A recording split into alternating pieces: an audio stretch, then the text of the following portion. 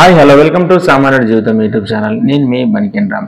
And మనకు ఈ వీడియోలో పూర్తిగా విశ్వం గురించి, అండ్ విశ్వం అంటే ఏంటి, అండ్ విశ్వం బిగ్ బ్యాంగ్ జరిగి మనకి ఇప్పుడు బిగ్ బ్యాంగ్ జరిగి దాదాపు 1400 కోట్ల సంవత్సరాలు అవుతుంది.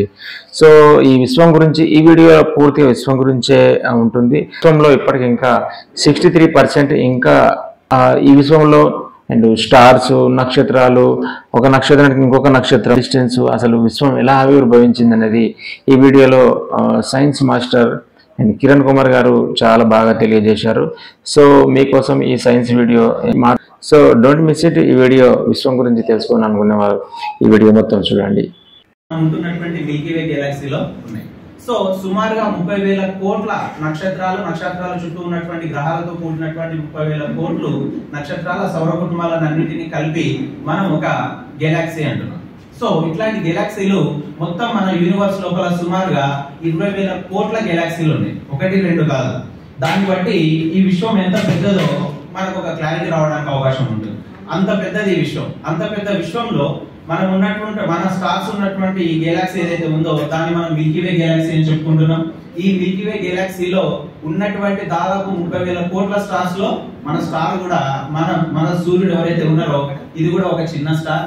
ఆ స్టార్ చుట్టూ తిరుగుతున్నటువంటి 8 ప్లానెట్స్ లో 9 ఉంటుండే. దాంట్లోకి వెళ్ళి ప్లూటోని ఇంటర్నేషనల్ ఆస్ట్రానామికల్ అసోసియేషన్ వాళ్ళు దాన్ని తీసేయడం జరిగింది. అది గ్రహ నియమాలను పాటించడం లేదు అని చెప్పి తీసేయడం జరిగింది. సో ప్రెసెంట్ గా ఉన్నాయి నవగ్రహాలు కాదు, కేవలం అష్టగ్రహాలు, 8 గ్రహాలు మాత్రమే ఉన్నాయి. ఈ 8 గ్రహాలలో మన భూమి కూడా ఒక గ్రహం.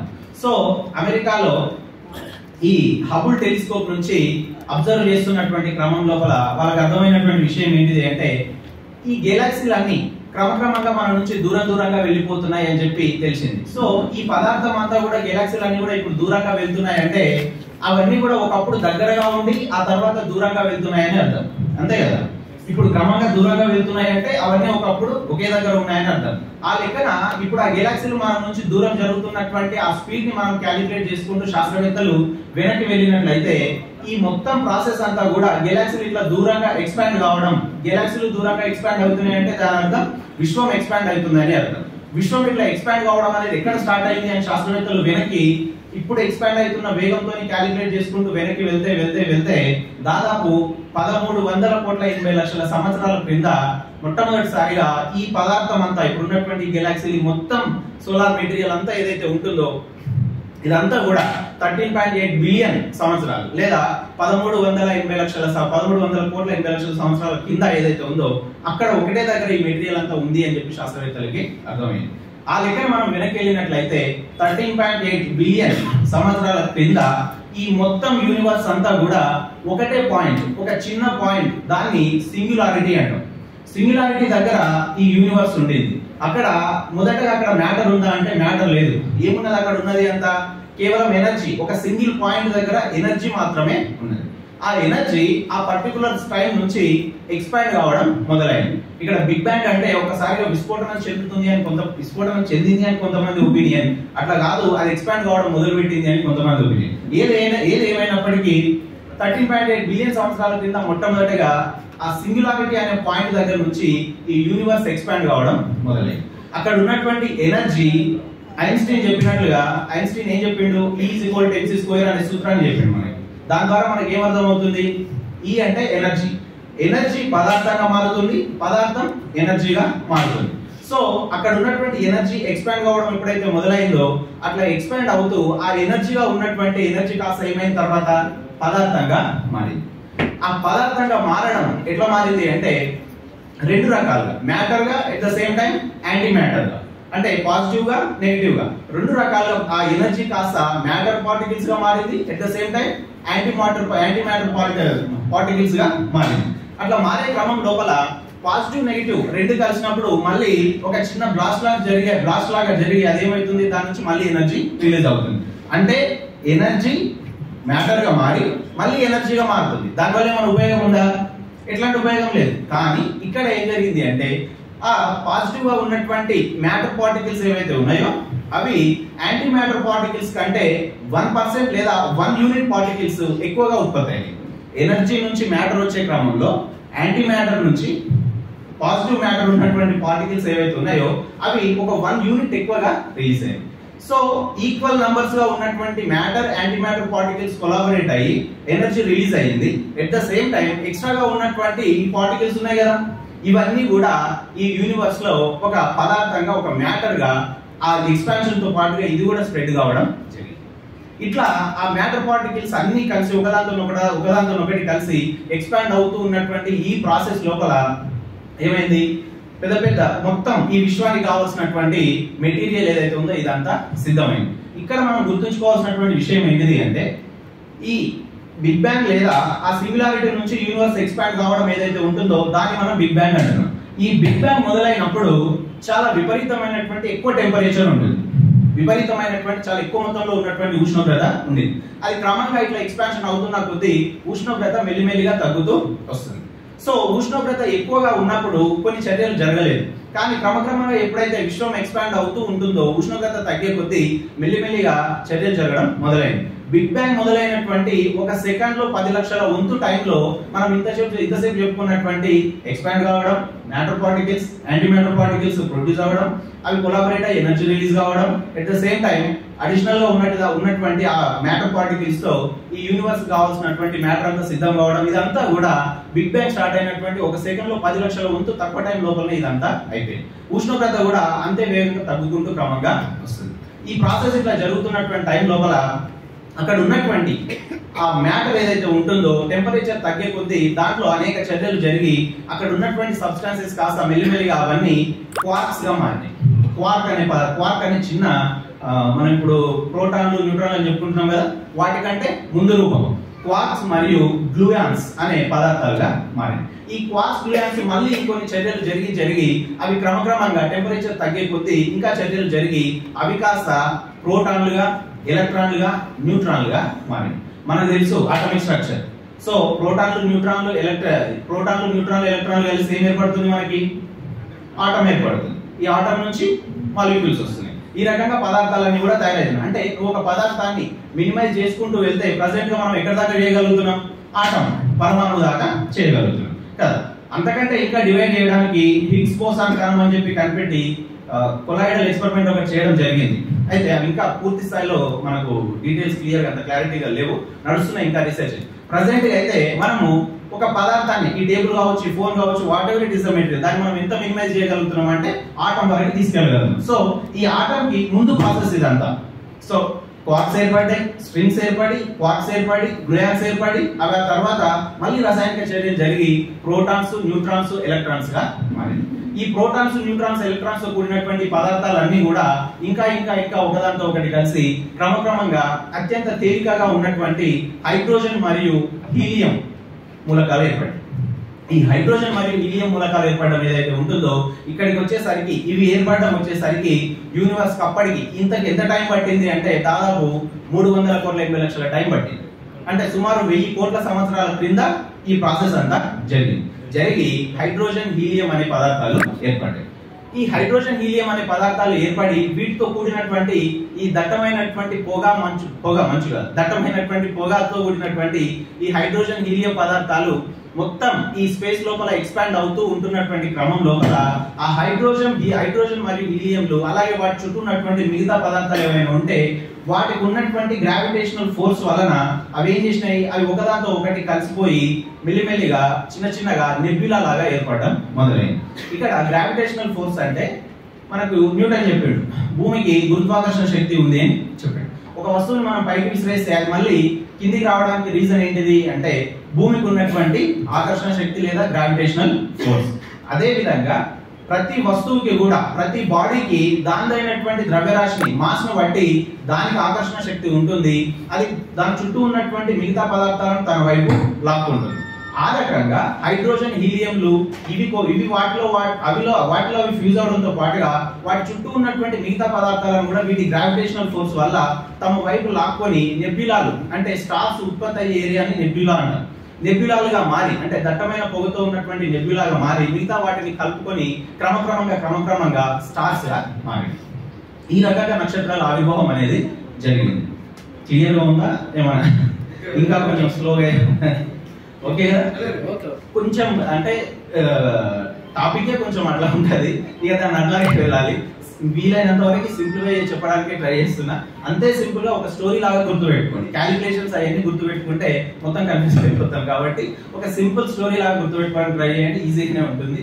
సో అట్లా స్టార్స్ ఫామ్ అయ్యాయి.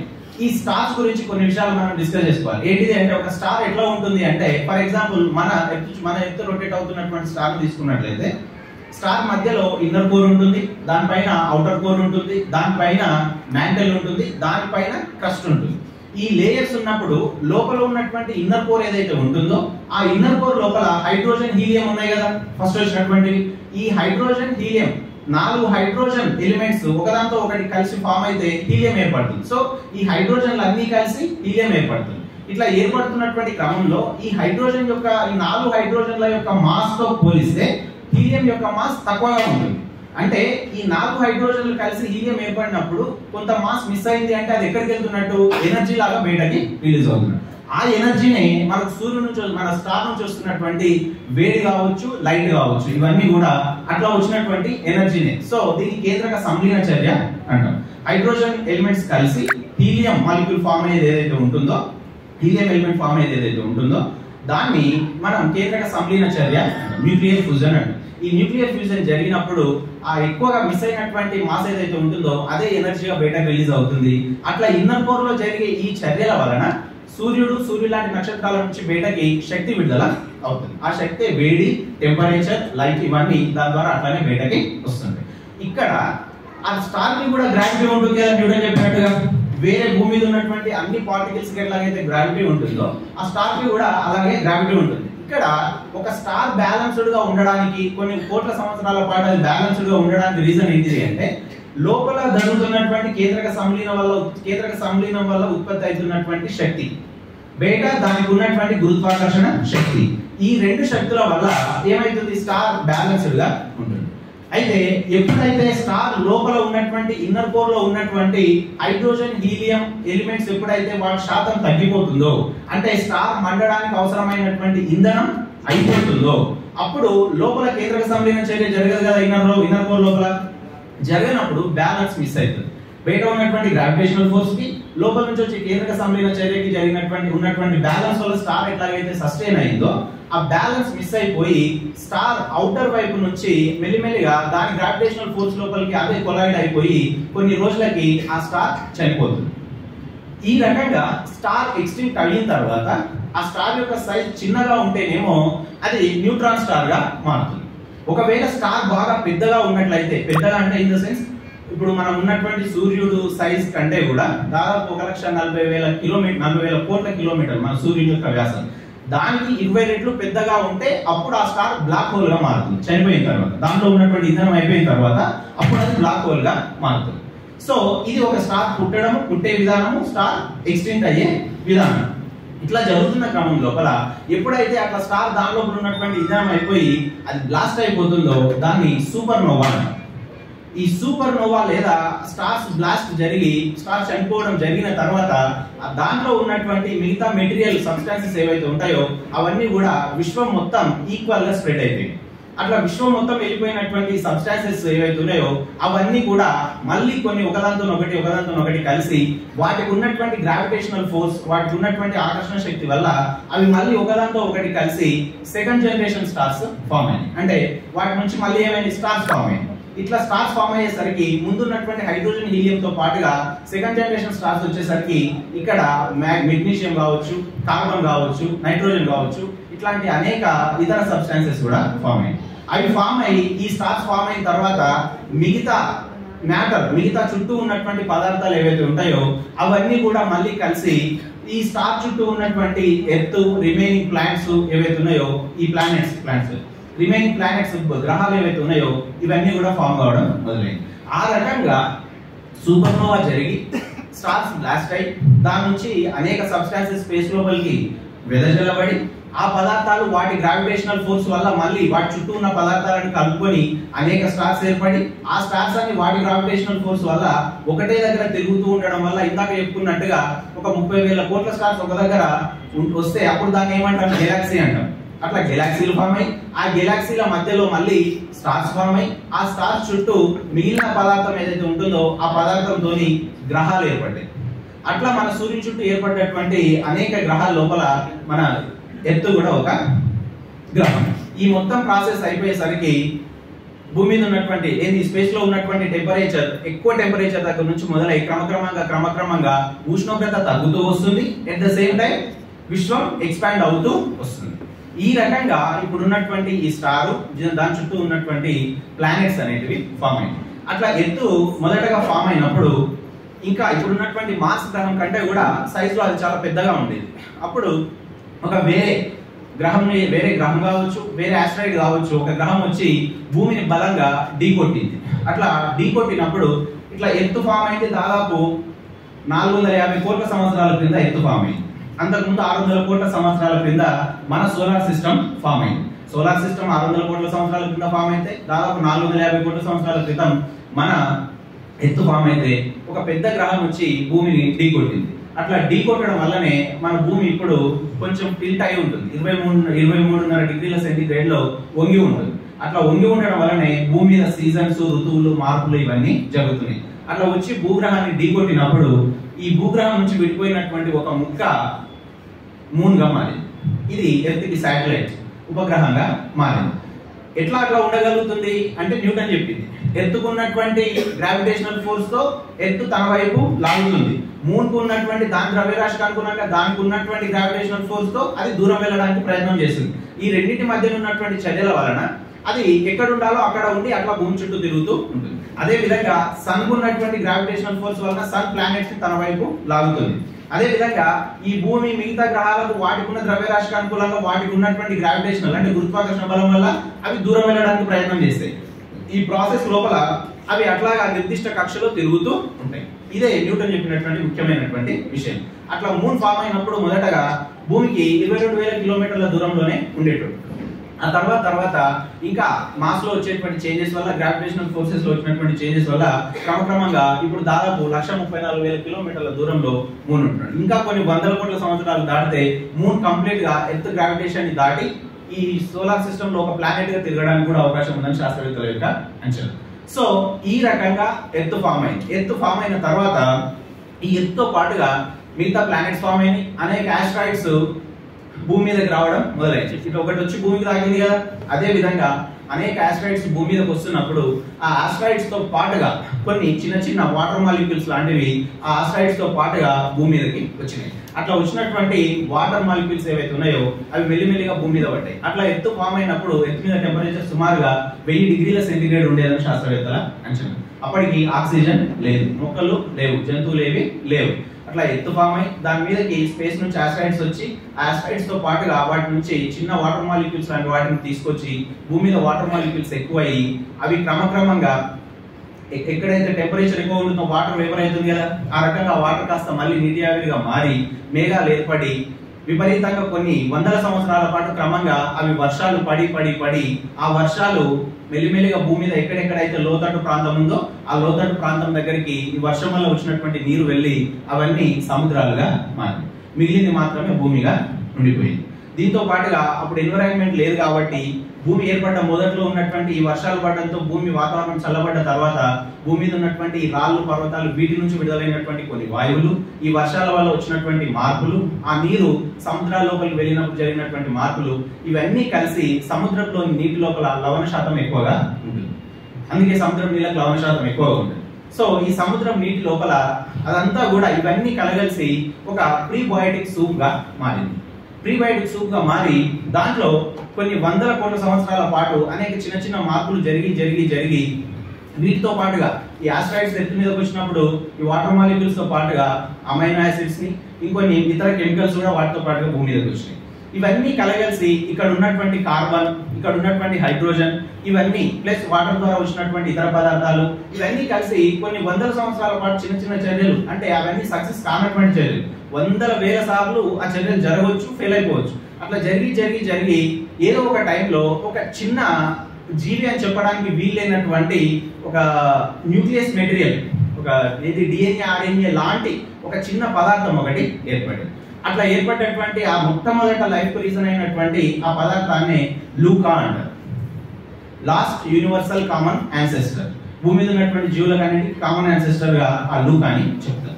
ఆ లూక ఇంకొన్ని చిన్న చిన్న మార్పులకు లోనై ఒకటి బ్యాక్టీరియాగా, ఒకటి ఆర్కియా లాంటి జీవులు కానీ చెప్పలేము పూర్తి స్థాయిలో, అట్లాంటి సబ్స్టాన్సెస్ గా కొద్దిగా మారింది. ఆ రకంగా బ్యాక్టీరియా తరఫు నుంచి వచ్చింది సైనో బ్యాక్టీరియా. ఈ సైనో బ్యాక్టీరియా ఏం చేసింది అంటే సముద్రపు అడుగు భాగం లోపల ఉన్నటువంటి ఎనర్జీని యూటిలైజ్ చేసుకొని, సూర్యకాంతిని వాడుకొని, దానంతా అది పత్రహరితాన్ని డెవలప్ చేసుకుని, పత్రహరితానికి ముందు పదార్థం ఒక రసాయన పదార్థం ఏర్పడి దాన్ని వాడుకొని కిరణజన్య సంయోగక్రియ లాంటి ఒక చర్యను జరిపి అప్పుడు ఆక్సిజన్ విడుదల చేయడం మొదలుపెట్టింది. సో వాటి వల్ల భూమి మీద ఆక్సిజన్ రావడం మొదలైంది. ఆక్సిజన్ ఎప్పుడైతే వచ్చిందో అప్పుడు ఇంకా భూమి మీద లైఫ్ ఏర్పడడానికి కావాల్సినటువంటి మొత్తం స్టేట్మెంట్ అంతా సిద్ధమైపోయినట్లుగా అయింది. ఆ మొట్టమొదటి వచ్చినటువంటి ఆ సైనో బ్యాక్టీరియాలు ఏవైతే ఉంటాయో ఇప్పటికి సముద్రపు అడుగు భాగం లోపల స్పష్టంగా ఉన్నాయి. వాటిని శాస్త్రవేత్తలు అబ్జర్వ్ చేసి ఇంకా వాటి నుంచి ఆక్సిజన్ విడుదలవుతుందని చెప్తున్నారు. సో ఈ రకంగా భూమి మీద లైఫ్ అనేది స్టార్ట్ అయింది. ఆ తర్వాత అది ఎట్లా ఎవల్యూట్ అయింది అన్నది సార్ చెప్తాడు. ఇది ఇక్కడ దాదాపు 1400 కోట్ల సంవత్సరాల క్రితం ఒక సింగులారిటీ పాయింట్ దగ్గర స్టార్ట్ అయినటువంటి విషయం భూమి మీద 350 కోట్ల సంవత్సరాల క్రితం మొట్టమొదటి లైఫ్ లాంటి ఒక చిన్న స్ట్రక్చర్ ఏర్పడడంతో ఈ స్పేస్ ఎట్లా పుట్టింది, స్టార్స్ ఎట్లా పుట్టినాయి, వాటి నుంచి సెకండ్ జనరేషన్ స్టార్స్ ఎట్లా వచ్చినాయి, వాటి నుంచి ప్లానెట్స్ ఎట్లా వచ్చినాయి, ఇది దీని వెనకాల ఉన్నటువంటి స్టోరీ. ఇక్కడ గుర్తుపెట్టుకోవాల్సిన విషయాలు ఏంటి అంటే సైజ్ మ్యాటర్స్. ఎత్తు చాలా చిన్నగా ఉంటుంది. ఓకే, ఎర్త్ యొక్క డయామీటర్ మనం తీసుకున్నట్లయితే 12,742 కిలోమీటర్లు సంథింగ్ అట్లా ఉంటుంది. స్టార్ తీసుకుంటే 1,40,000 కిలోమీటర్లు సంథింగ్ అట్లా, అంటే చాలా ఎక్కువగా ఉంటుంది. దాంతో పాటుగా ఇక్కడ ఉన్నటువంటి మిగతా అన్ని స్టార్స్ వాటి సైజులలో చాలా పెద్దగా ఉంటాయి. వాటి మధ్యన డిస్టెన్స్ కూడా చాలా ఎక్కువగా ఉంటుంది. So size matters. At the same time big bang start అయినప్పుడు ఉన్న టెంపరేచర్ క్రమక్రమంగా తగ్గుతూ వెళ్తుంది అన్నది ఇంపార్టెంట్. ఆ తర్వాత వాటి మధ్యన ఆకర్షణ శక్తి వలన ఒకదాంతో ఒకటి ఫ్యూజన్ కావడం అనేటివి, ఈ విషయాలన్నీ మనకు అర్థమైతే స్పష్టంగా 13.8 బిలియన్ సంవత్సరాల క్రింద మొదలైనటువంటి బిగ్ బ్యాంగ్ కాస్త సింగులారిటీ కాస్త అట్లా అట్లా అట్లా స్ప్రెడ్ అవుకుంటూ 350 కోట్ల సంవత్సరాల క్రింద భూమి మీద మొట్టమొదటి జీవి ఏర్పడడంతో ముగుస్తుంది. ఇక్కడ దీన్నే ఎందుకు నమ్మాలి ఈ విషయం మీద? ఇది నేను ఎక్స్పర్ట్ కాదు. విషయం ఏంటి అంటే నేను ఫిజిక్స్ సబ్జెక్ట్ లో ఎక్స్పర్ట్ కాదు. ఇదంతా కూడా నేను వివిధ పుస్తకాలు చదవడం ద్వారా నేను చేసుకున్నటువంటి అవగాహన. అనేక పుస్తకాలు చదవడం ద్వారా నేను యూనివర్స్ ఎట్లా ఫామ్ అయింది అన్న విషయం మీద నాకున్నటువంటి అవగాహన, నాకున్నటువంటి క్లారిటీ. ఇక్కడ మనకు బేసిక్ గా వచ్చే డౌట్ ఏంటిది అంటే దీన్నే ఎందుకు నమ్మాలి అంటే రీజన్ ఏంటిది అంటే విశ్వం ఎట్లా ఏర్పడ్డది అన్న దానికి చాలా థియరీస్ ఉన్నాయి. స్టడీ స్టేట్ థియరీ ఉంటుంది, అంటే యథాతథ సిద్ధాంతం అని ఒకటి ఉంటుంది. దాంట్లో ఏంటి అంటే గెలాక్సీలు వాటంతటా విశ్వం స్థిరంగా ఉంటుంది. స్టడీ స్టేట్ అంటే విశ్వం స్థిరంగా ఉంటుంది. స్థిరంగా ఉన్నటువంటి విశ్వంలో మ్యాటర్, గెలాక్సీలో ఉన్నటువంటి మ్యాటర్ ఏదైతే ఉంటుందో అది పుడుతుంది, మళ్ళీ దగ్గర కుచించుకుపోతుంది, మళ్ళీ పుడుతుంది, కానీ విశ్వం మాత్రం ఇట్లాగే స్థిరంగా ఉంటుంది అని చెప్తుంది. ఇట్లా ఇంకా కొన్ని థియరీలు ఉన్నాయి. వాటన్నింటికంటే కూడా ఎక్కువగా శాస్త్రవేత్తలు నమ్ముతున్నటువంటి థియరీ, ఎక్కువగా మనకు ఆధారాలు ఉన్నటువంటి థియరీ ఏంటిది అంటే బిగ్ బ్యాంగ్ థియరీ. ఈ బిగ్ బ్యాంగ్ థియరీని 1927 లోపల లామెట్రీ అనే శాస్త్రవేత్త ప్రతిపాదించారు. ఆ తర్వాత ఈ 1920లో ఉన్నటువంటి గెలాక్సీలు ఎక్స్పాండ్ అవుతున్నాయి అన్న విషయం తెలియడం కావచ్చు. హబుల్ టెలిస్కోప్ కాదు, హబుల్ సైంటిస్ట్, హబుల్ అనే సైంటిస్ట్ ఆయన టెలిస్కోప్ ద్వారా చూస్తే ఆ గెలాక్సీలు దూరం అవుతున్నాయి అని చెప్పిండు. ఈయన చెప్పినటువంటి విషయంతో ఇది స్టార్ట్ అయింది. ఆ తర్వాత రోజర్ పెన్రోజ్ అనే శాస్త్రవేత్త ఈ స్టార్స్ ఎట్లా పుట్టి ఎట్లా చనిపోతున్నాయి అన్న దాని మీద విషయం స్పష్టంగా చెప్పడం జరిగింది. ఆ తర్వాత 1960లో ఇద్దరు శాస్త్రవేత్తలు, విల్సన్ మరియు ఇంకొక ఆయన వివరించారు. వాళ్ళిద్దరు శాస్త్రవేత్తలు ఒక సూక్ష్మ తరంగాలను గుర్తించడం జరిగింది స్పేస్ లోపల.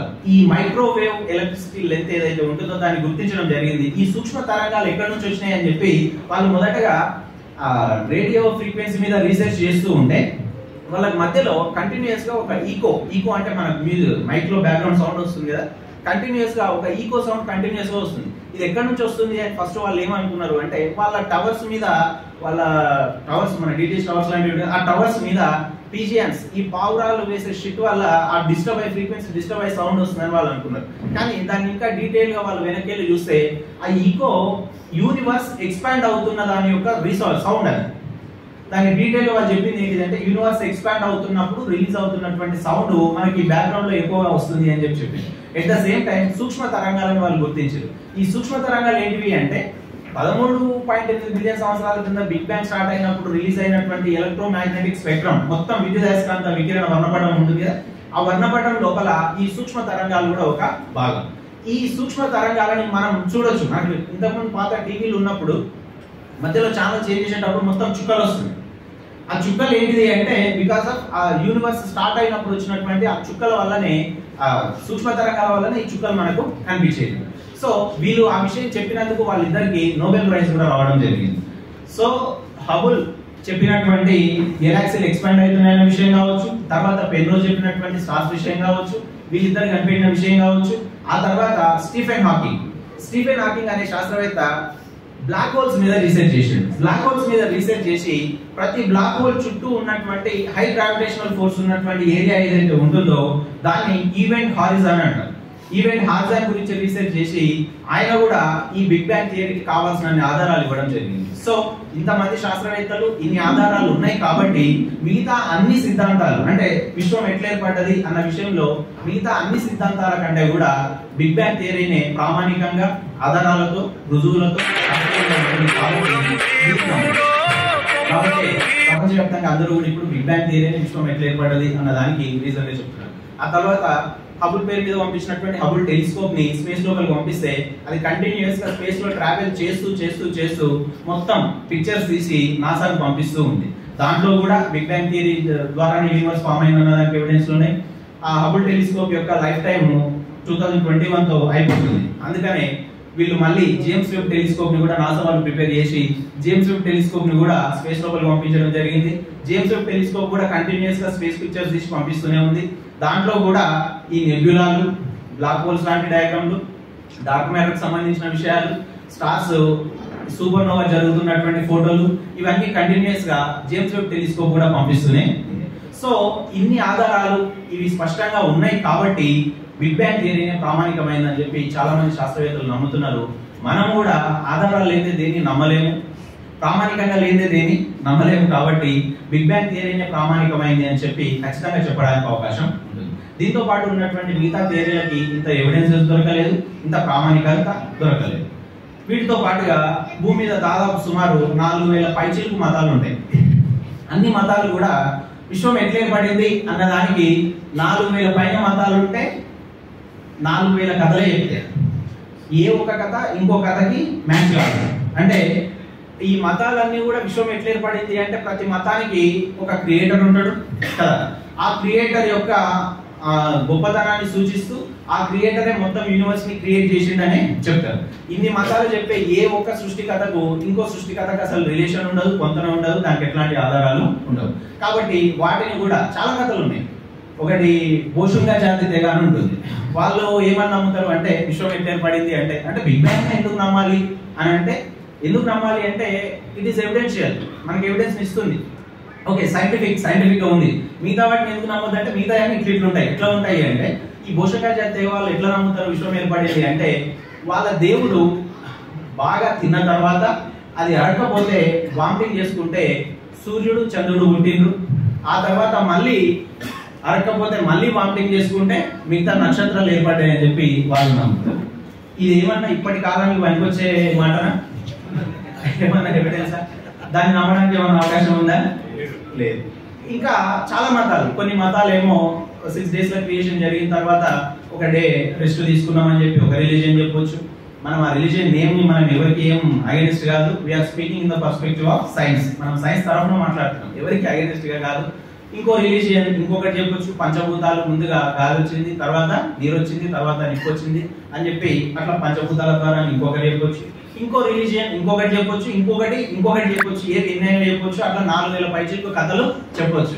అయితే అవన్నీ కూడా ఎట్లుంటాయి? ఇట్లానే ఉంటాయి. ఎట్లా దేవుడు తిని కట్టితే ఎట్లాగైతే స్పేస్ ఏర్పడిందని చెప్తున్నారో అట్లానే ఉంటాయి. సో వాటికి ఎవిడెన్స్లు పెద్దగా లేవు కాబట్టి మనం వాటిని పరిగణలోకి తీసుకోవాల్సిన అంత అవసరం అయితే లేదు. కాబట్టి వాటి గురించి తెలుసుకొని దాంట్లో శాస్త్రీయ దృక్పథం ఉందా లేదా పరీక్షించుకొని ఏది నమ్మాలి ఏది నమ్మొద్దు అన్న విచక్షణతో మనం ఆలోచిస్తే ఫైనల్ గా మనకి ఏది కరెక్ట్ అనిపిస్తుంది అంటే బిగ్ బ్యాంగ్ థియరీనే కరెక్ట్ గా అనిపిస్తుంది. సో ఆ బిగ్ బ్యాంగ్ థియరీ ప్రకారం ఎట్లా సింగులారిటీ నుంచి బిగ్ బ్యాంగ్ అంటే ఎక్స్పాన్షన్ స్టార్ట్ అయ్యి ఎట్లా యూనివర్స్ ఫామ్ అయింది, ఎట్లా స్టార్స్ ఫామ్ అయినాయి, ఎట్లా గెలాక్సీలు ఫామ్ అయినాయి, ఎట్లా సూపర్ నోవాలు జరిగినాయి, ఎట్లా సెకండ్ జనరేషన్ స్టార్స్, ఎట్లా ప్లానెట్స్ ఫామ్ అయినాయి, ఆ ప్లానెట్ అయినటువంటి ఎర్త్ మీద ఎట్లా లైఫ్ స్టార్ట్ అయింది అన్నది ఇది నేను మీకు బ్రీఫ్ గా చెప్పినటువంటి విషయం. ఇది మీ అందరికి అర్థమైందని అనుకుంటున్నా. ఇక్కడ ఇంకొక డౌట్ రావచ్చు, ఎందుకు మరి లైఫ్ మీద భూమి మీదనే ఎందుకు లైఫ్ ఉంది, ఇంకా 8 ప్లానెట్స్ ఉన్నాయి కదా వాటన్నిటి మీద ఎందుకు లైఫ్ లేదు అంటే, భూమి ఎగ్జాక్ట్ గా ఎక్కడ ఉంటే లైఫ్ ఉండడానికి ఎన్విరాన్మెంట్ అనుకూలంగా ఉంటుందో అక్కడ భూమి ఉంటుంది. సూర్యుడి నుంచి తీసుకుంటే భూమి ఉన్నటువంటి ఏరియాని గోల్డిలాక్ జోన్ అంటారు. గోల్డిలాక్ జోన్ అంటే ఏంటిది అంటే అనుకూలమైనటువంటి వాతావరణం ఉన్నటువంటి గ్రహం భూమి. సూర్యుడికి మధ్యలో ఉన్నటువంటి సూర్యుడికి దగ్గరగా ఉన్నటువంటి గ్రహాలను తీసుకుంటే విపరీతమైన టెంపరేచర్ ఉంటుంది. టెంపరేచర్ ఎక్కువగా ఉంటుంది, అక్కడ లైఫ్ ఉండడానికి కావాల్సినటువంటి అనుకూల వాతావరణం లేదు. దూరంగా ఉన్నటువంటి గ్రహాలను తీసుకుంటే ఉష్ణోగ్రతలు బాగా తక్కువగా ఉంటాయి, కాబట్టి అక్కడ లైఫ్ ఏర్పడడానికి అవకాశం లేదు. కాబట్టి భూమి ఎగ్జాక్ట్ గా గోల్డిలాక్ జోన్ లో ఉంది కాబట్టి ఇక్కడ వాతావరణంలో మార్పులు జరిగి ఆ మార్పుల వల్ల కొన్ని చర్యలు జరిగి ఆ చర్యలు ఒక చిన్న లైఫ్ కి లీడ్ తీసి భూమి మీద మాత్రమే లైఫ్ ఏర్పడడానికి రీజన్. కాబట్టి భూమి మీద మాత్రమే లైఫ్ ఉంది, మిగతా దగ్గర లేదు. ఇట్లా మన గెలాక్సీలో 30,000 కోట్ల స్టార్స్ ఉన్నాయని చెప్పుకున్నాం కదా, మరి మిగతా ఏ స్టార్స్ చుట్టూ ఎర్త్ లాంటి ప్లానెట్స్ లేవా, మిగతా ఏ ప్లానెట్ మీద కూడా లైఫ్ లేదా అంటే ఉంది అని చెప్పలేము, లేదు అని చెప్పలేము ప్రజెంట్ గా. అంటే ఏలియన్స్ అంటున్నాం కదా మనం, సో ఏలియన్స్ లేదా గ్రహాంతర వాసులు ఉన్నారు అని చెప్పడానికి అవకాశం లేదు ప్రజెంట్ గా, లేదు అని చెప్పడానికి అవకాశం కూడా లేదు. ఉండడానికి అవకాశం ఉంది, లేకపోవడానికి అవకాశం ఉంది. ఇట్లాంటి అనుకూలమైన వాతావరణ పరిస్థితులు ఏర్పడితే ఇది ఈ రకంగానే ఇక్కడ మనం చెప్పుకున్నట్లుగా భూమి మీద ఎట్లాగైతే చేంజెస్ వచ్చినాయో ఆ రకంగానే చేంజెస్ వచ్చినట్లయితే ఎక్కడైనా లైఫ్ స్టార్ట్ కావడానికి అవకాశం ఉంది. ఒకవేళ లైఫ్ ఉంటే, ఏలియన్స్ ఉంటే వాళ్ళు మనకంటే అడ్వాన్స్డ్ ఉన్నారా, మనకంటే వెనకాల ఉన్నారా, ఇంకా ప్రైమరీ స్టేజ్ లో ఉన్నారా అనేది కూడా చెప్పడానికి అవకాశం లేదు. ఒకవేళ స్టీఫెన్ హాకింగ్ ఒకసారి ఇట్లనే మాట్లాడుతుంటే అడిగారు, ఏలియన్స్ కనుక మనల్ని అప్రోచ్ అయితే ఏం చేయాలి అని అడిగారు. సడన్ గా ఏలియన్స్ మన దగ్గరకు వస్తే, హాలీవుడ్ లో చాలా సినిమాలు వస్తాయి ఏలియన్స్ వచ్చినట్టు, అటాక్ చేసినట్టు, మనకు దోస్తాన్ని చేసినట్టు ఏమేమో వస్తుంటాయి. సో వస్తే ఏం చేయాలి అని అడిగితే ఏం చేయడానికి లేదు. వాళ్ళు మనల్ని అప్రోచ్ అయ్యిండ్రు అంటే వాళ్ళు మనకంటే అడ్వాన్స్డ్ ఉన్నాడు కదా. మనకు సైన్స్ ఇంత డెవలప్ అయ్యి, అంటే మనం అనుకుంటున్నాం మిగతా స్పేస్ గురించి మనకు తెలియదు కాబట్టి, ఎర్త్ మీద సైన్స్ ఇంత డెవలప్ అయింది అనుకున్న ఈ టైంలోనే మనకు యూనివర్స్ ఎట్లా ఫామ్ అయింది అని తెలియడానికి ఇంత టైం పట్టింది. మనం ఇంకా స్పేస్ లోకి ట్రావెల్ ఎట్లా చేయాలి తెలుస్తలేదు, వేరే స్టార్స్ ఎట్లా రీచ్ కావాలో తెలుస్తలేదు, ఇంకా ఎక్కువ దూరం మనం ప్రయాణము చేయలేదు. సో అట్లాంటిది వాళ్ళు మనల్ని రీచ్ అయ్యిండ్రు అంటే వాళ్ళు మనకంటే అడ్వాన్స్ ఉన్నట్టే కదా. సో వాళ్ళు కనుక మనల్ని రీచ్ అయ్యిండ్రు అంటే వాళ్ళు మనకంటే అడ్వాన్స్ ఉన్నట్టు మనం జాగ్రత్తగా ఉండాలి అని స్టీఫెన్ హాకింగ్ చెప్పడం లేదు. సో ఏలియన్స్ ఉండొచ్చు, ఉండకపోవచ్చు. కాంక్రీట్ ఎవిడెన్స్ దొరికేదాకా దేని ఉంది అని చెప్పలేము, దేని లేదు అని చెప్పడానికి అవకాశం లేదు. అంటే ఏలియన్స్ విషయం ఇది. సో ఇంకొకటి, ఈ బ్లాక్ హోల్ సంబంధించి స్టీఫెన్ హాకింగ్ చెప్పినటువంటి విషయం ఏంటిది అంటే టైం ట్రావెల్ చేయడానికి వీలవుతుందా అన్నది స్టీఫెన్ హాకింగ్ అంటే, టైం ట్రావెల్ చేయాలి అంటే కాంతి వేగాన్ని మించి ప్రయాణం చేసే వెహికల్ ని మనం తయారు చేసుకోవాలి. కాంతి ఎంత వేగంతో వెళ్తుంది, ఒక సెకండ్ కి సుమారు 3 లక్షల కిలోమీటర్ల వేగంతో వెళ్తుంది. అంటే 94,100,00,00,000 కిలోమీటర్లు అంత వేగంతో వెళ్తుంది. అంత వేగంతో లైట్ ఇయర్ అంటాం మనం దాన్ని. కాంతి సంవత్సరం అంటే కాంతి ఒక సంవత్సరంలో ఎంత దూరం ప్రయాణం చేస్తుందో దాన్ని ఒక కాంతి సంవత్సరం అంటాం. ఒక సెకండ్ కి దాదాపు 3 లక్షల కిలోమీటర్ల వేగంతో వెళ్తే ఒక సంవత్సరానికి కాంతి దాదాపు 94,100,00,000 కిలోమీటర్ల వేగంతో వెళ్తుంది. అంత వేగాన్ని దాటి వెళ్ళగలిగినటువంటి వెహికల్ మనం తయారు చేసుకోవాల్సి వస్తుంది. మన స్పేస్ షిప్స్ కావచ్చు, రాకెట్స్ కావచ్చు, ఇవన్నీ కూడా. ఇప్పుడు రాకెట్ ఎంత వెళ్తుంది, గ్రావిటేషనల్ ఫోర్స్ ను దాటగలిగితే చాలు. ఎర్త్ గ్రావిటేషన్ ఫోర్స్ దాటగలిగితే చాలు. ఎర్త్ గ్రావిటీ ఉంటుంది, పైకి కిందికి వస్తుంది. కానీ రాకెట్ వెళ్తుంది అంటే ఎర్త్ గ్రావిటీని దాటుకోవాలి అంటే సెకండ్ కి 11.2 కిలోమీటర్ల వేగంతో వెహికల్ వెళ్తుంది. మన రాకెట్స్ అంత స్పీడ్ దాటిపోతున్నాయి కాబట్టి వెళ్ళిపోగలుగుతుంది. మనం టైం ట్రావెల్ చేసి వేరే గ్రహాల దగ్గరికి, వేరే నక్షత్రాల దగ్గరికి వెళ్ళి మీరు ఉన్నారా లేరా, ఏలియన్స్ మీకు హాయ్ చెప్తామని చెప్పాలి అంటే కాంతి సంవత్సరం మన లైట్ ట్రావెల్ చేసేదానికంటే ఎక్కువ వేగంతో వెహికల్స్ ని రూపొందించుకోవాలి. అట్లా రూపొందించుకునే అవకాశం ఉందా అంటే ప్రస్తుతానికి అసాధ్యమని చెప్పొచ్చు. బట్ ఫ్యూచర్ లో ఏమైతుందో చెప్పలేము. సో టైం ట్రావెల్ చేయాలి అంటే అంత స్పీడ్ తో వెళ్ళే, కాంతి వేగాన్ని మించి వేగంతో వెళ్ళే వెహికల్స్ ని రూపొందించుకుంటే అది సాధ్యం అవుతుంది. అది చాలా కష్టంతో కూడుకున్నటువంటి పని. ఇప్పటికీ స్పేస్ లో అత్యంత వేగంగా వెళ్ళేది కాంతే కాబట్టి దానికంటే వేగంగా వెళ్ళే వస్తువులు తయారు చేయాలి అంటే అది కొంచెం క్లిష్టమైనటువంటి విషయం. కాబట్టి స్టీఫెన్ హాకింగ్ ఏం చెప్పిండు అంటే ఒక స్టార్ నుంచి ఇంకో స్టార్ లోపలికి వెళ్ళడానికి ఒకటి ఆయన ఒక ప్రపోజేషన్, ఒక theory, just proposal, break through star shot అని చెప్పి ఒకటి చెప్పిండు. కానీ అది ఇంకా ఎప్పటికవుతుందో ఏమవుతుందో స్పష్టంగా చెప్పలేనటువంటి విషయం. సో ఇవి స్పేస్కు సంబంధించి నాకున్నటువంటి అవగాహనతో నేను చెప్తున్నటువంటి విషయాలు బహుశా అందరికీ ఒక సింపుల్ క్లారిటీ, స్పేస్ ఎట్లా ఫామ్ అయింది, ఎర్త్ ఎట్లా ఫామ్ అయింది, స్టార్స్ ఎట్లా వచ్చినాయి, లైఫ్ ఎట్లా స్టార్ట్ అయింది అన్న క్లారిటీ మీ అందరికి వచ్చిందని అనుకుంటున్నాను.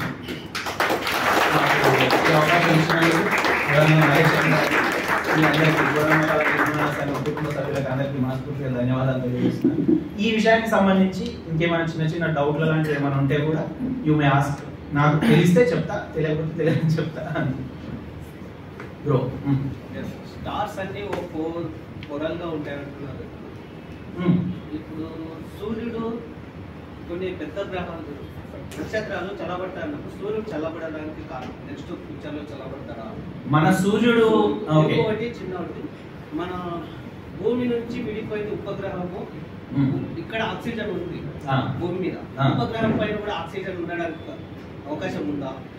ఓకే, రెండు క్వశ్చన్స్ మీరు అడిగినాయి. ఒకటి మన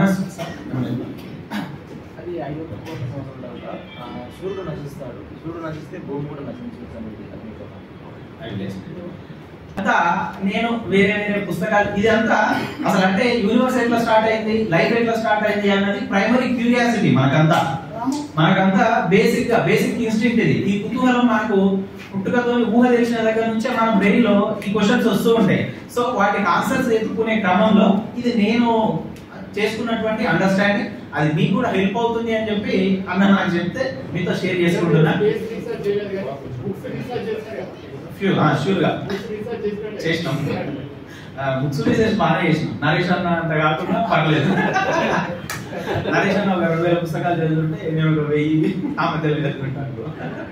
ఎగ్జాగరేషన్ ఏం కాదు, నిజంగానే. ఓకే, బ్రదర్ అడిగినటువంటి 2 క్వశ్చన్స్ ఏంటి అంటే, ఫస్ట్ వన్, స్టార్ నక్షత్రం చల్లబడిపోతుంది అంటే, నక్షత్రం చల్లబడిపోవడం అంటే నక్షత్రం అసలు ఎట్లా మండుతుంది అంటే దాని ఇన్నర్ కోర్ లో ఉన్నటువంటి హైడ్రోజన్ ఎలిమెంట్స్ ఒకదాంతో ఒకటి కేంద్రక సంలీనం జరిగి హీలియం గా మారుతుంటాయి. అట్లా మారుతున్న క్రమంలోనే దాని నుంచి ఎనర్జీ రిలీజ్ అవుతుంది. దాంట్లో ఉన్నటువంటి ఆ హైడ్రోజన్ హీలియం అణువులు అయిపోయినప్పుడు అంటే ఒక రకంగా అది అక్కడ ఉండి మండుతున్నట్టుగా, ఆ మండడానికి అవసరమైనటువంటి ఇంధనం అయిపోయినప్పుడు బయట దానికి ఉన్నటువంటి గ్రావిటేషనల్ ఆకర్షణ శక్తికి నక్షత్రానికి లోపల నుంచి వచ్చే ఈ ఎనర్జీకి మధ్య ఉన్నటువంటి సమతుల్యత దెబ్బతిని గ్రావిటేషనల్ ఫోర్స్ డామినేషన్ అవుతుంది. అట్లా అయినప్పుడు దీని అవుటర్ కోర్ నుంచి లేదా క్రస్ట్ మ్యాంటిల్ నుంచి వచ్చే అది ఏదైతే ఆ క్రస్ట్ మ్యాంటిల్ అనేది ఎర్త్ లేయర్స్, ఈ అవుటర్ కరోనా లేయర్ ఉంటుంది అవుటర్ సైడ్ సన్ కి, ఈ అవుటర్ లేయర్ లో నుంచి వచ్చే ఈ గ్రావిటేషనల్ ఫోర్స్ ఏదైతే ఉంటుందో ఇందాక చెప్పినప్పుడు సన్ లేయర్స్ అని చెప్పినట్టు క్రస్ట్ మ్యాంటిల్ అవి. సో ఓకే, అవి సన్ అవి ఎర్త్ లేయర్స్. ఈ సన్ యొక్క ఇన్నర్ కోర్ ఏదైతే ఉంటుందో అక్కడ బ్యాలెన్స్ మిస్ అయినప్పుడు బయట నుంచి దాని గురుత్వాకర్షణ శక్తి వల్ల అది దాని లోపలికి కుచించుకుపోతుంది స్టార్. అట్లా కుచించుకుపోయి కొద్ది రోజులకి అది పేలిపోయినట్టుగా ఎక్స్టింక్ట్ అయిపోతుంది.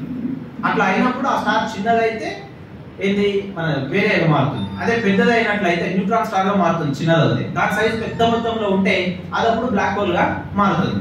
మన సన్ బ్లాక్ హోల్ గా మారడానికి అవకాశం లేదు. మనం ఎత్తుకున్నటువంటి సన్ ఎవరైతే ఉన్నారో ఇది బ్లాక్ హోల్ గా మారడానికి అవకాశం లేదు. ఇది బ్లాక్ హోల్ గా మారడానికి మన సన్ కంటే సుమారు 20,000 రెట్లు 20 రెట్లు సంథింగ్ అంత పెద్దగా ఉంటే తప్ప బ్లాక్ హోల్ గా మారే అవకాశం లేదు. ఇంకోటి మన సన్ మన సూర్యుడి లోపల ఉన్నటువంటి ఇంధనం ఏదైతే ఉంటుందో ఇది దాదాపు ఇంకా 700 కోట్ల సంవత్సరాల వరకు మన సూర్యుడిని మండిస్తూనే ఉంటుంది.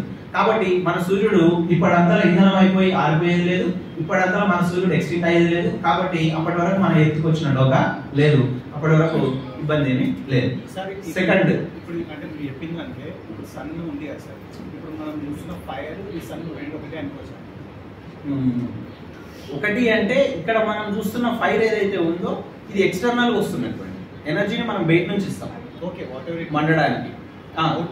ఇంధనము మండుతున్నంత సేపు దాని నుంచి ఎనర్జీ రిలీజ్ అవుతుంది. అక్కడ ఏంటి అంటే కేంద్రక సంలీన చర్య వల్లనే ఎనర్జీ రిలీజ్ అవుతుంది. సేమ్ అనుకోవచ్చు కదా. ఇప్పుడు మనం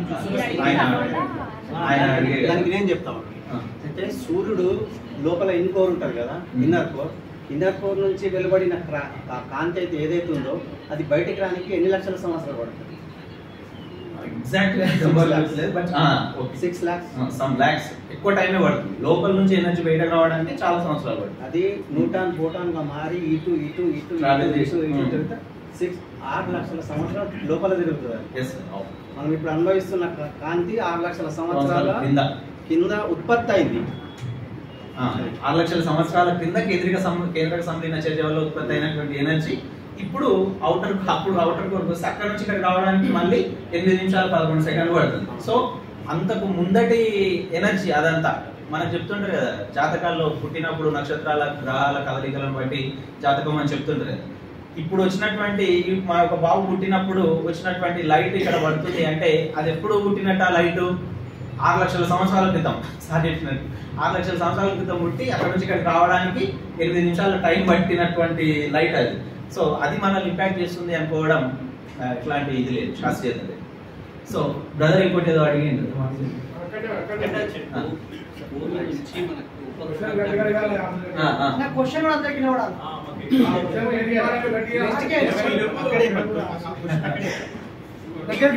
సో ఆ బ్రదర్ అడిగింది ఏంటిది అంటే భూమి నుంచి చంద్రుడు ఉపగ్రహంగా విడిపోయింది కదా, మరి అక్కడ ఎందుకు ఆక్సిజన్ లేదు అన్నది బ్రదర్ డౌట్.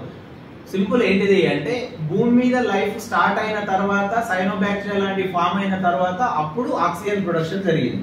అంతకంటే ముందే 100 కోట్ల సంవత్సరాల అంతకంటే ముందే మూన్ విడిపోయి ఒక గ్రహం నుంచి భూమిని ఢీకొంటే అది విడిపోయి మూన్ గా ఫామ్ అయింది.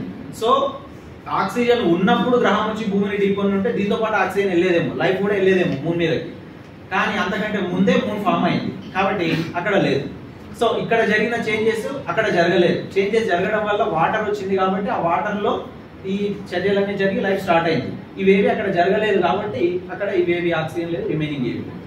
నెక్స్ట్ క్వశ్చన్ బిగ్ బ్యాంగ్ ద్వారా 1180 కోట్ల సంవత్సరాల కింద బిగ్ బ్యాంగ్ భూమి ఆవిర్భవించింది. భూమి ఆవిర్భవించిందని చెప్పి బిగ్ బ్యాంగ్ లోనే ఉంది 1180 కోట్ల సంవత్సరాల తర్వాత 500 కోట్ల సంవత్సరం తర్వాత భూమి నశించవచ్చు అని బిగ్ బ్యాంగ్ చెప్పింది. అసలు ఇందాక మీరు 700 కోట్ల సంవత్సరాలు ఆ బిగ్ బ్యాంగ్ లో నశించవచ్చు అని ఉంది. 500 కోట్ల సంవత్సరాలు నశిస్తుందా, ఆ తర్వాత ఏం జరుగుతుంది? Okay, thank you brother. అయితే 700 కోట్ల సంవత్సరాల వరకు మన సూర్యుడిలో ఉన్నటువంటి ఇంధనం మండుతూనే ఉంటుంది కాబట్టి 700 కోట్ల సంవత్సరాల వరకు మన నక్షత్రానికి డోకా లేదు.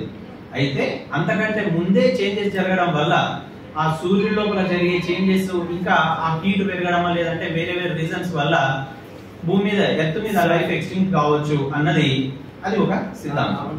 సో అంత లోపే మనము ఎర్త్ను వదిలేసి ఇంకో కొత్త ప్లానెట్ మీద ఇల్లు కట్టుకుందని చెప్పి మనలు ప్లాన్ చేస్తున్నారు. ఎలాన్ మస్క్ స్టార్ట్ చేసిండు. ఎలాన్ మస్క్ ఏం స్టార్ట్ చేసిండు? స్పేస్ షటిల్ స్టార్ట్ చేసిండు. ఆయన ప్లాన్ ఏంటిది? ఎర్త్ నుంచి మూన్ ని ఒక స్టేషన్ గా యూజ్ చేసుకొని ఇక్కడ నుంచి మూన్ మీదకి అక్కడ నుంచి మార్స్ మీదకి షటిల్ ట్రిప్స్ లాగా రాకెట్లు తిరుగుతూనే ఉండాలి. ఇక్కడ నుంచి మొదటి విడతగా ఒక 10,000 మంది నేను మార్స్ మీదకి తీసుకెళ్తా అని చెప్పి ఎలాన్ మస్క్ ప్లాన్ చేస్తున్నాడు. అంటే ఎర్త్ మీద జరిగే వేరే చేంజెస్ వలన సన్ లోపల జరిగే వేరే చేంజెస్ వలన ఒక 500 కోట్ల సంవత్సరాల తర్వాత ఇక్కడ ఎర్త్ మనం మనుగడకు పనికి రాకుండా పోవచ్చు.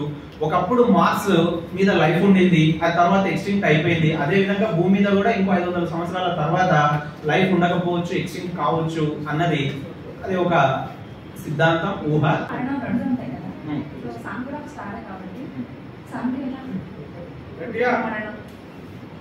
సేమ్ ఎట్లాగైతే స్టారో మన సన్ కూడా ఒక స్టారే. స్టార్ ఎట్లా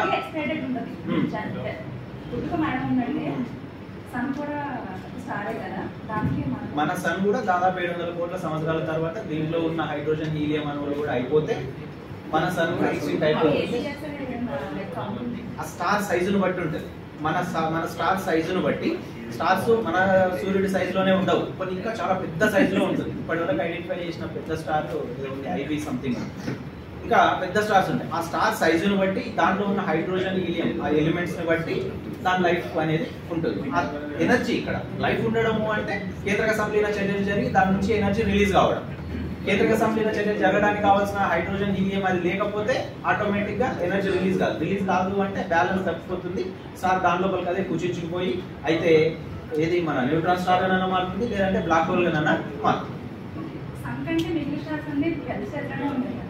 పెద్దగా ఉండొచ్చు, చిన్నవి ఉండొచ్చు, ఇంకా చిన్నవి కూడా ఉన్నాయి. డ్వార్ఫ్ స్టార్స్ అంటాం మన న్యూట్రాన్ స్టార్స్ ని డ్వార్ఫ్ స్టార్స్ అని కూడా అంటాం. సో అంతకంటే చిన్నవి కూడా ఉన్నాయి, ఇంతకంటే పెద్దవి కూడా ఉన్నాయి. ఇంకా చాలా ఉన్నాయి వేరే ఉన్నాయి. చెప్పేలాగా నేర్చుకోలేదు. అర్థమైందా? తను ఒక ప్రాథమిక అవగాహనకు మనకు కలిగించారు. దీంట్లో వెంటనే మనకు ఇది చూసి ఇది విన్నాక వచ్చిన చిన్న చిన్న డౌట్స్ మీరు అడిగారు. ఇంకా లోతుగా అడగాలంటే చాలా క్వశ్చన్స్ అడగచ్చు, ప్రతి ఒక్కరు అడగగలిగేవారే. ఓకేనా? అయితే ఈ సెషన్ని మనం కొంచెం కంక్లూడ్ చేసుకుందాం. మరొక సెషన్ ఒక 3 అవర్స్ తీసుకొని అప్పుడు రిసోర్స్ పర్సన్స్ని ఇంకొక ఇద్దరిని సేమ్ టాపిక్ మీద ఒక 3 మెంబర్స్ ఉండాలి. ఇప్పుడు తను చెప్పారు ఒక మాట ముందే, మీరు అడిగిన దానికి నాకు తెలిసింది చెప్తాను అన్నారు. ఇదే క్వశ్చన్కి 3 మెంబర్స్ ప్యానల్ అక్కడ ఉంటే అక్కడ ఇంకొకరు రైజ్ చేసి దీనికి ఇంకొక పర్ఫెక్ట్ ఆన్సర్ నాకు తెలుసు అని ఇంకొకరు ఆన్సర్ చేస్తారు. ఇంకొకరు మీరిద్దరు చెప్పింది కరెక్ట్ కాదనిపిస్తుంది, నాకు ఇలా ఉంది ఆలోచన అని ఇంకొకటి చెప్తారు. అంటే సంఘర్షణ జరగాల్సిందే కదా, చర్చలే కదా జ్ఞానాన్ని అవగాహనను పెంపొందించేది. ఎక్కడ ఫుల్ స్టాప్ ఉండదు. ఇది జ్ఞాన ప్రక్రియ, నిరంతర ప్రక్రియ, నిరంతరం అన్వేషించాల్సిందే కదా. సో ధైర్యంగా క్వశ్చన్స్ అడగడానికి డయాస్ మీదకి వచ్చిన వీళ్ళకి మనం చప్పట్లతో మనం గిఫ్ట్ ఇద్దాం. ప్రాథమిక అవగాహన కల్పించడంలో ఎంతో కొంత సక్సెస్ అయినా 100% సాటిస్ఫై. మనకి జనరల్ కుతూహలం మనిషి ప్రాథమిక లక్షణం. ఎవరైనా మనము నాస్తికులో అంటే ఫస్ట్ వచ్చే క్వశ్చన్, మరి నాస్తికుడు అయితే దేవుడు లేకపోతే లైఫ్ ఎట్లా వచ్చింది, ఈ అవగాహన మీకు దానికి ఉపయోగపడుతుంది అనుకుంటా. దీనికి కంటిన్యూషన్ గా ఫస్ట్ సైనోబాక్టీరియా దగ్గర నుంచి ఆ తర్వాత లైఫ్ ఎట్లా ఎవల్యూషన్ అయింది అన్నది సార్ ఎక్స్ప్లెయిన్ చేస్తారు. ఈ మేరకు నాకు ఈ అవకాశం ఇచ్చినందుకు, ఈ విషయాలను షేర్ చేసుకునే అవకాశం ఇచ్చినందుకు మూఢనమ్మకాల నిర్మూలన సంఘం అధ్యక్షులు నరేష్ అన్న గారికి, అదేవిధంగా సుజాత గారికి, కుటుంబ సభ్యులకు అందరికీ మనస్ఫూర్తిగా ధన్యవాదాలు.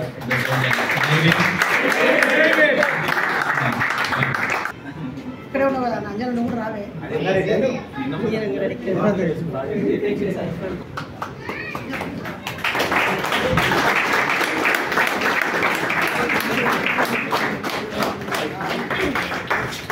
సైన్స్ వర్ధిల్లాలి, మూఢనమ్మకాలు నశించాలి. సైన్స్ వర్ధిల్లాలి, మూఢనమ్మకాలు నశించాలి.